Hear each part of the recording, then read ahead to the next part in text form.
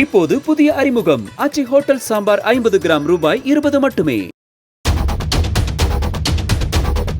செங்கல்பட்டு மாவட்டம் கூடுவாஞ்சேரி அருகே கன்னிவாக்கத்தில் நள்ளிரவில் கொசுவர்த்தி சுருளில் இருந்து விழுந்த தீப்பொறி துணி மீது பட்டு தீப்பற்றியதில் வீட்டுக்குள் உறங்கிக் கொண்டிருந்த பார்த்திபன், அவரது மனைவி சித்ரா, அவர்களது 2 வயது குழந்தை ஜெயஸ்ரீ ஆகிய மூவரும் உயிரிழந்தனர்.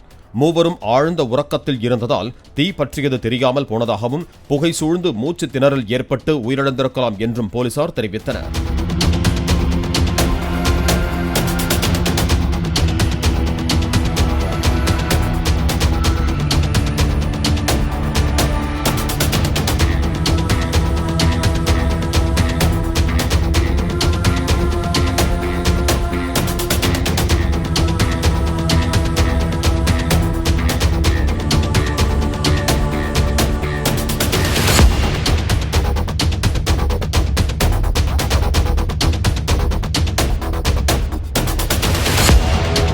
இப்போது புதிய அறிமுகம் ஆச்சி ஹோட்டல் சாம்பார் 50 கிராம் ரூபாய் 20 மட்டுமே.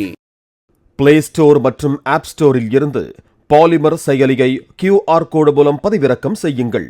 செய்திகளை உடனுக்குடன் பெறுங்கள்.